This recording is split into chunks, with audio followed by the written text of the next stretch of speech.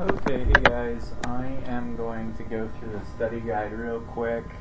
Let me check out how this works.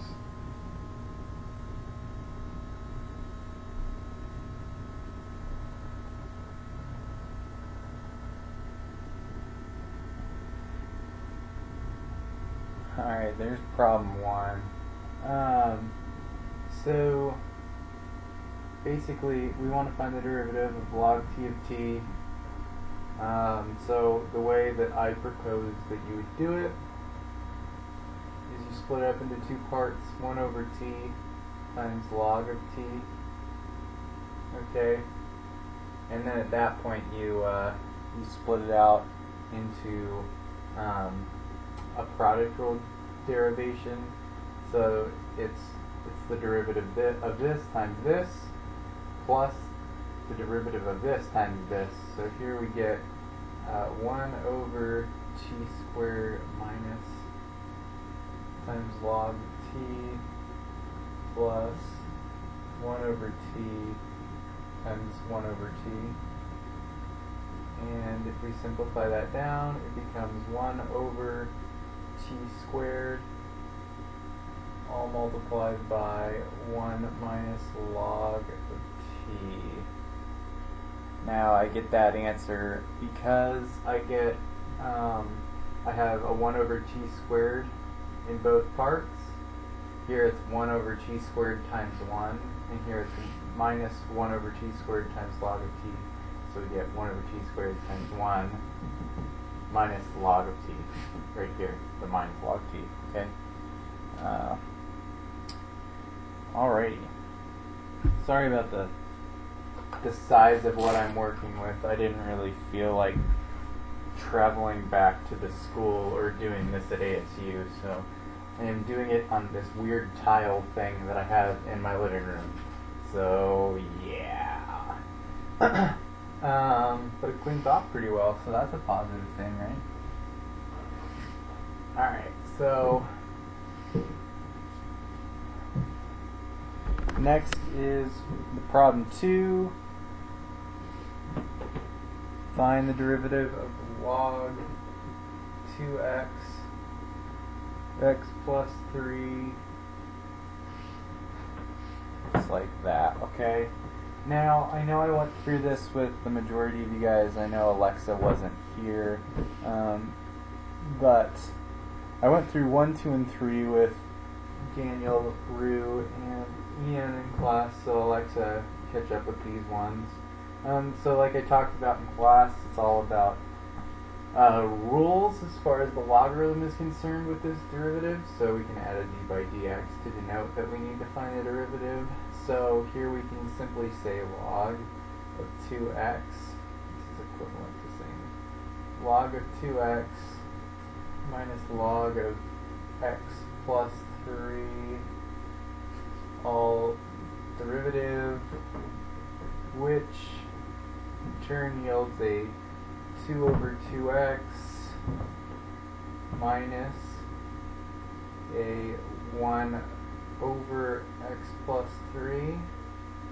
Okay, and if we simplify that, that's just 1 over x minus 1 over x plus 3. Okay, that's your final answer.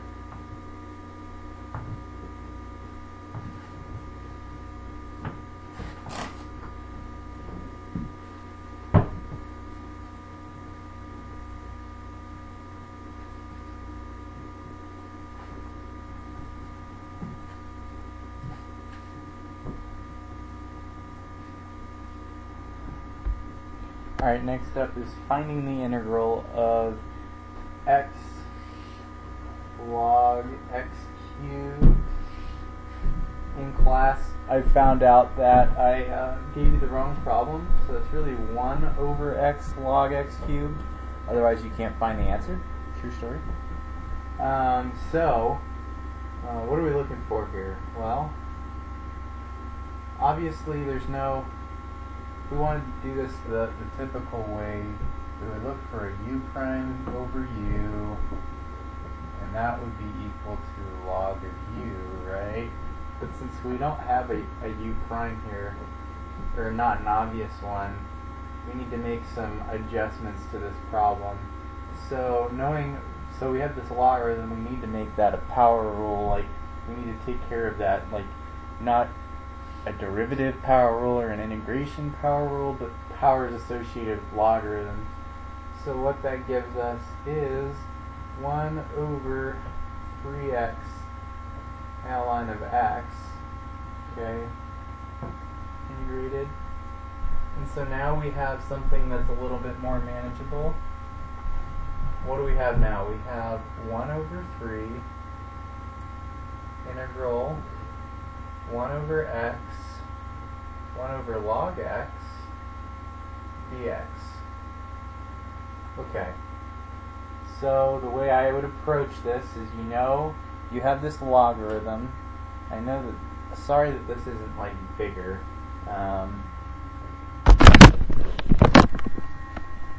Maybe that helps a little bit. Anyway, okay, we have a 1 over log x dx. So that's going to be our u. So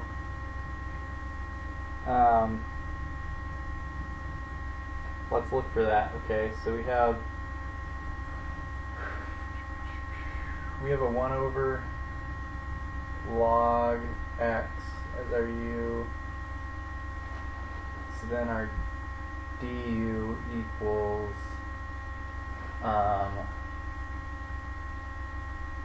well, I don't know if I want to approach it that way. It's probably better to do it this way. Our u is equal to log x, and our du is equal to 1 over x dx. Okay? Yeah, that's the right way. So if we plug this back in, we know dx equals x du, okay? And then we can say, okay, this is equal to integral of 1 over 3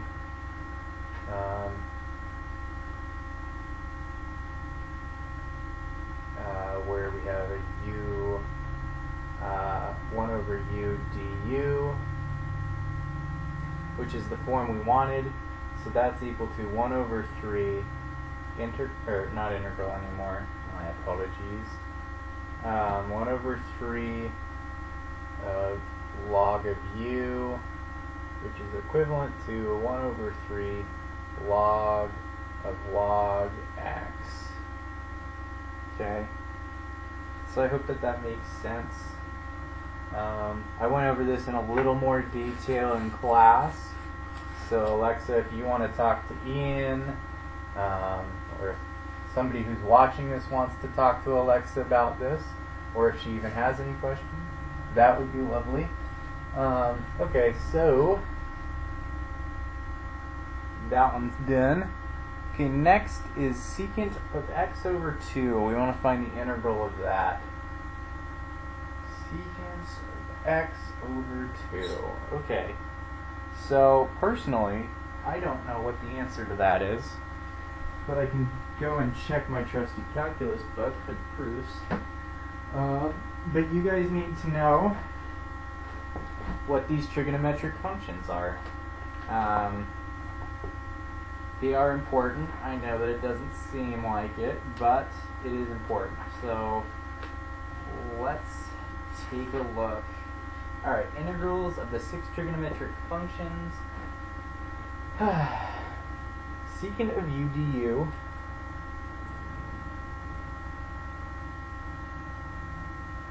is equal to log secant u plus tangent of u, all in absolute values. Okay, so that makes this not very hard, which is nice. So here we can say x over 2 is equal to our u. Du is equal to 1 over 2. Okay, so that's nice, right? So we don't have a 1 over 2 in front. So we need to substitute things in. So instead we say secant of u is equal to secant u 2 dx 2 du, excuse me. Okay, secant u 2 du, and so now we have this form, and we can easily say that this is equal to log of, this is 2 times, because of this, 2 times log absolute value secant of x over 2 plus tangent of x over 2, okay, plus c, if you're going to be picky. That's the answer for that. It's really fairly basic. It just takes knowing what the equation is, as per always, right? We need to know, is it a u prime over u? Is it a e to the x times, du, so e to the u over du, well, not over, e to the u times du, okay? Alright, next, find and prove the inverse of 3x cubed plus 1. Okay, so we set y equal to 3x cubed plus 1. To find the inverse, we move everything to the other side and substitute in x. So here what we would do is do that. So we get y minus 1, right? We move the 1 over. Then let's divide by 3, okay? And then we take the cube root is equal to x, okay? Now we can substitute x in, and we have that f inverse of x is equal to f minus 1 being the inverse of x is equal to square root cubed root. Sorry, my words don't work sometimes, guys. Cubed root all of x minus 1 over 3, all underneath the cube root function, okay? So how do I prove that? Well, I plug in, we follow this function, right? F of f minus 1 of x should be equal to x, and f minus 1 f of x is equal to x. So I have to say both of those, and I have to do both of them. So I plug in 3 of cubed root y minus 1 over 3 all cubed plus 1. Okay, that's plugging this function into this one, or this one into this one, if you're going to be precise. So let's simplify this. So the cubed root and the third cancel, so we get 3 times y minus 1 over 3 plus 1. The 3's cancels, the 1 cancels, and we have a y or an x if you're going to be more precise. And that's how you prove it. So I'm not going to go through the other part. It's the same thing, just in reverse. So there's your answer.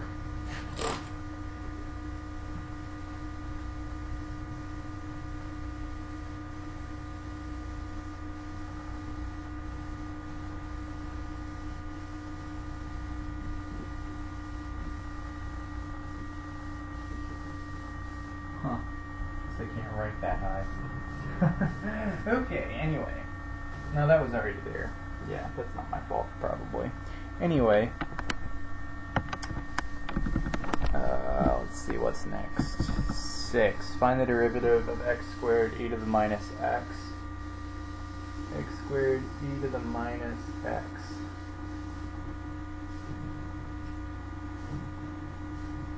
D by dx.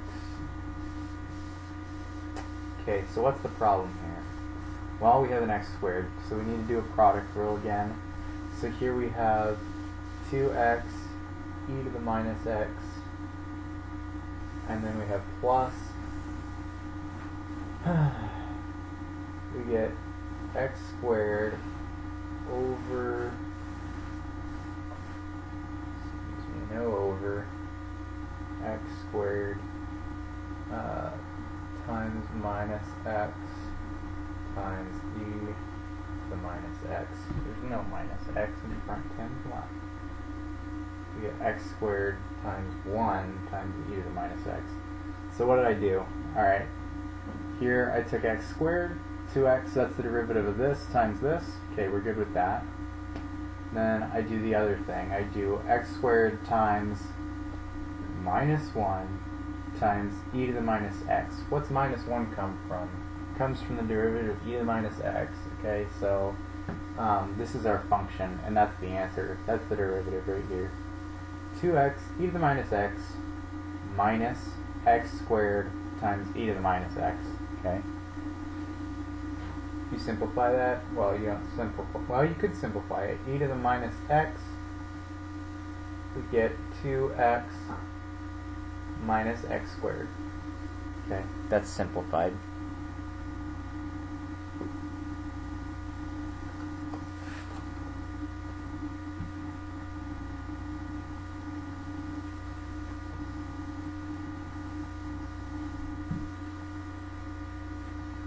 Okay, next up, find the integral of e to the x minus e to the minus x over e to the x plus e to the minus x. Ooh, that's a doozy. Alright, so let's take a look at this. What do we have?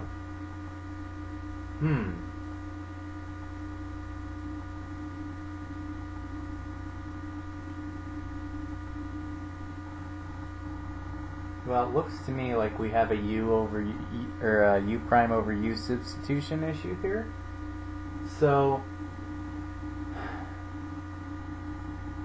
if we set u equal to e to the x plus e to the minus x, and we set u or du equal to e to the x, right, minus e to the minus x dx.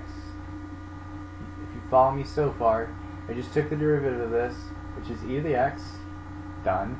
E to the minus x is minus e to the minus x dx. Wow, okay, cool.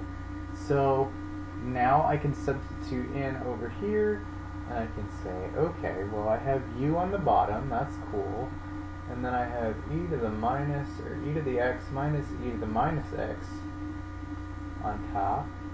Substitute dx in, I can say du over e to the x minus e to the minus x. Oh wow, look at that, those cancel. Okay, cool. So we're done. It's du over u integrated is equal to simply u, which is equal to e to the x plus e to the minus x. So always look for the logarithm, or well, not the logarithm, the if the u is there and it's evaluatable, or like you can evaluate it easily, then you're done. Obviously this isn't a simple one, but if you look at it like, oh wait, well if I look at that big thing underneath, I have a derivative on top. So basically all I can say is like look for problems, or like look for the u prime over u in those types of problems. Okay, and then I say find the integral of x times 5 to the minus x squared. X times 5 to the minus x squared. Alright. Yeah. Cool. What do I have here? Just a different base. So I can basically do the same thing that I did with the e's. Now I'm not going to set it up like they do. Well, I might. We'll see, but I don't think I will, because typically they like to have like 5 over log or something, and I think that that's unnecessary. You can do it the same way as you do with the other logarithmic and exponential stuff. So let's look for that u du business again. E to the u du. Yeah. Wait. Oh ho ho. So I was just thinking about that last problem. I gave you u prime over u, didn't I? So what does that mean? Well, that means that I gave you yeah, I found an e to the I found a u. Okay. Bear with me for a second. Yeah, okay. So we had an e to the x plus e to the minus x over e to the x minus e to the minus x. Yeah, okay. So I told you e du, or the du over u, or u prime over u, right? What was that? Logarithm, right? Okay, so that's what I solved for, and instead of it being this, it would end up being a logarithm of e to the x plus e to the minus x. Okay? If you just work back with me with what I did, because obviously it was in that u prime over u. So instead of it just being this, it's this. And the nice thing about that is that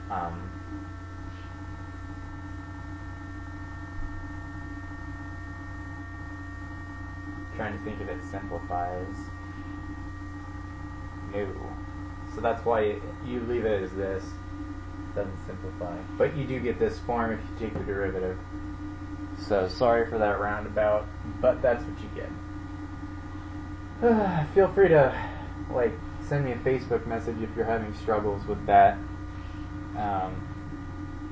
But basically, this test is all about remembering these complicated rules. I know that's easier said than done, but okay. So here we'll look for the base to the u, and then we'll look for the du. So what's our u? We got a minus x squared. Our du is equal to minus 2x. Yeah. Okay. Dx. So let's plug that in. We'll get x to the 5th time to the u, and then we say du over minus 2x. Okay, x's cancel, so what we're left with is minus 1/2 in front, and then 5u du. Perfect. Integrate that. We know what that form looks like. Minus 1/2, and we would get 5 to the u still. So that's equal to minus 1/2, 5 to the minus x squared. Okay. So that one's pretty basic. And that's it, actually. I don't ask you any other questions. I'm not going to bother bugging you with those growth equations right now. That might be something that we look at a little bit more detailed later. But it's important to take a look at that. So if you guys didn't do any homework on that, but you might want to take a look at it. Again, I'm not going to ask you on the test, like I said, but it's probably in the AB exam somewhere, if they're unkind, which they usually are. So, that's it for now. I hope that was helpful. Sorry if it was a little small, but you guys can probably blow up the screen and see it or something. So, okay, cool.